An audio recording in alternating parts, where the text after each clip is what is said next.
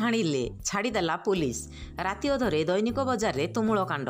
ଥାନାରୁ 41 ନୋଟିସରେ ଛାଡ଼ ପାଇଗଲେ ଅଭିଯୁକ୍ତ। ବଲାଙ୍ଗୀର ସାଧାରଣ ମହିଳା ଜଣେ ଆସିଲେ ଆଦର୍ଶ ଥାନାରେ ନିର୍ଯାତିତା ହେଉଛନ୍ତି, କିନ୍ତୁ ଏଠି ବଡ଼ବଡ଼ିଆ ଦାଦାଗିରି କଲେ ପୁଲିସ ଖାମୋଶ। ଏପରିକି ମାମଲାକୁ ହାଲୁକା କରି ବଡ଼ବଡ଼ିଆଙ୍କୁ ଛାଡ଼ି ଦିଆଯାଉଛି। ସେଥିପାଇଁ ବଲାଙ୍ଗୀର ସହରରେ ଗତ ଗୋଟିଏ ବର୍ଷ ହେଲା ଦାଦାଗିରି, ବଟି ଆଦାୟ, ଲୁଟ୍ ମାମଲା ବଢ଼ି ବଢ଼ି ଚାଲିଛି।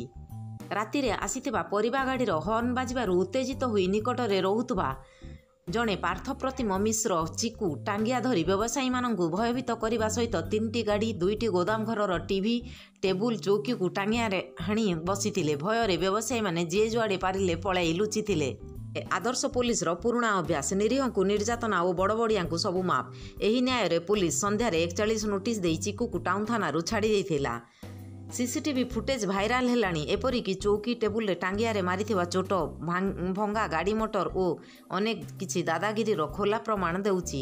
ଏହି ଘଟଣାରେ ଆଦର୍ଶ ପୁଲିସର ଆଦର୍ଶପଣିଆ ଏବେ ସାଧାରଣରେ ଏକ ବଡ଼ ପ୍ରଶ୍ନ। ସାମ୍ବାଦିକଙ୍କୁ ଜିଲ୍ଲା ସାମ୍ବାଦିକ ସଂଘର ଶ୍ରଦ୍ଧାଞ୍ଜଳି।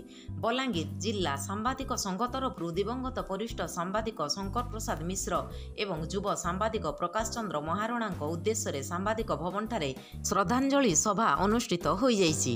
ପୁର ଅଞ୍ଚଳରେ ବେଆଇନ ଇଟାଭାଟି, ପ୍ରଦୂଷଣରେ ଲୋକ ଛଟପଟ। ଡୁଡ୍କା ଆଗଲପୁର ଡୁଡ୍କା ବ୍ଲକ ଅଞ୍ଚଳରେ ବେଆଇନ ଇଟାଭାଟି ସଂଖ୍ୟା ବଢ଼ିବାରେ ଲାଗିଛି। ଗାଁ ଗାଁରେ ଇଟାଭାଟି ଜଳି ବାୟୁ ପ୍ରଦୂଷଣ ହେଉଛି, ତଥାପି ତହସିଲ ପ୍ରଶାସନ ପକ୍ଷରୁ ପଦକ୍ଷେପ ନିଆଯାଉନଥିବାରୁ ଅସନ୍ତୋଷ ବଢ଼ିବାରେ ଲାଗିଛି। ବୁଡ଼ିପଦରରେ କ୍ରିକେଟ ପ୍ରତିଯୋଗିତା। Loisinga block ବୁଡ଼ିପଦର panchayat high school ପଡ଼ିଆଠାରେ Jai Maa ଗ୍ରାମପତି cricket ପ୍ରତିଯୋଗିତା ଉଦ୍ଯାପିତ ହୋଇଛି। ସଂଗଠନ ମଜବୁତ କରିବାକୁ ଆହ୍ୱାନ। ବଲାଙ୍ଗୀର ସାମ୍ବାଦିକତା ସବୁବେଳେ ସମାଜକୁ ଉଚିତ ମାର୍ଗରେ ନେଇଛି।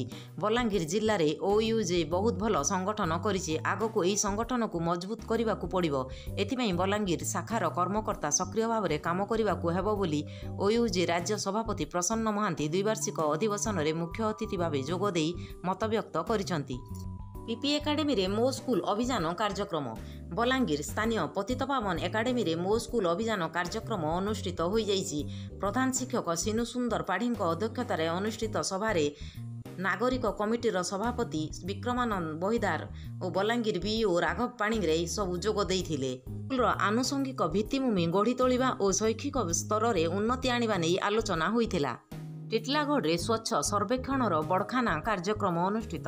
ଟିଟଲାଗଡ଼ ସହର ନିକଟ ମଦନପାଲା ଡ୍ୟାମ୍ ନିକଟରେ ରବିବାର ଟିଟଲାଗଡ଼ ପୌର ପରିଷଦ ପକ୍ଷରୁ ସ୍ୱଚ୍ଛ ସର୍ବେକ୍ଷଣ 2021ର ବଡ଼ଖାନା କାର୍ଯ୍ୟକ୍ରମ ଅନୁଷ୍ଠିତ ହୋଇଯାଇଛି। ଏଥିରେ ମହିଳା ଓ ଶିଶୁ ବିକାଶ ତଥା ମିଶନ ଶକ୍ତି ମନ୍ତ୍ରୀ ଟୁକୁନି ସାହୁ ମୁଖ୍ୟ ଅତିଥି, ଟିଟଲାଗଡ଼ ଉପଜିଲ୍ଲାପାଳ ସୋମେଶ ଉପାଧ୍ୟାୟ ସମ୍ମାନିତ ଅତିଥି ଭାବେ ଯୋଗ ଦେଇଥିଲେ।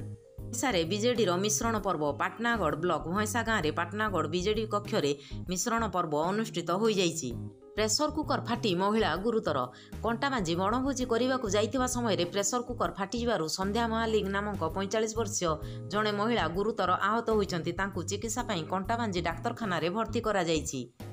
ଗୁଡ଼ଭେଲାରେ ଏମିତି ଚାଲିଛି ଆବାସ ଯୋଜନା। ମାସେ ହେଲା ନିୟମ ଖୋଳ ସରିଛି, ମିଳିନି ପ୍ରଥମ କିସ୍ତି। ତୁଷରା ପ୍ରଧାନମନ୍ତ୍ରୀ ଆବାସ ଯୋଜନାରେ କାର୍ଯ୍ୟାଦେଶ ପାଇଁ ନିୟମ ଖୋଳିଯିବାରୁ ମାସେରୁ ଅଧିକ ହେଲାଣି, ହେଲେ ଆଜି ଯାଏ ପ୍ରଥମ କିସ୍ତି ଟଙ୍କା ମିଳିନାହିଁ।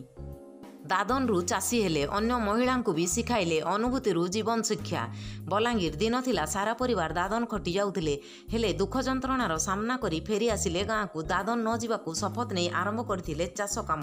ପନିପରିବା ଚାଷ କରି ବେଶ ଭଲ 2 ପଇସା ରୋଜଗାର କରିଥିଲେ। ଏହାପରେ ଅନ୍ୟକୁ ବି ଚାଷ କରିବାର ସହଜ ଉପାୟ ସବୁ ଶିଖାଇଥିଲେ। ବ୍ଲକସ୍ତରୀୟ ଷ୍ଟାଡିୟମ ନିର୍ମାଣ ଦାବି। ଡୁଡ୍କା ଆଗଲପୁର ବ୍ଲକରେ ଏକ ସ୍ଥାୟୀ ଷ୍ଟାଡିୟମ ନିର୍ମାଣ ପାଇଁ ବହୁ ଦିନରୁ ଦାବି ହୋଇ ଆସୁଛି। ତେଣୁ ଏଠାରେ ତୁରନ୍ତ ଏକ ଷ୍ଟାଡିୟମ ନିର୍ମାଣ ପାଇଁ ସରକାର ପଦକ୍ଷେପ ନେବାକୁ ଖେଳାଳି ମହଲରୁ ଦାବି ହେଉଛି। ରେଙ୍ଗାଲି ଇନ୍ସା ରାସ୍ତା ମରଣଯନ୍ତା ନିର୍ମାଣ କେବେ?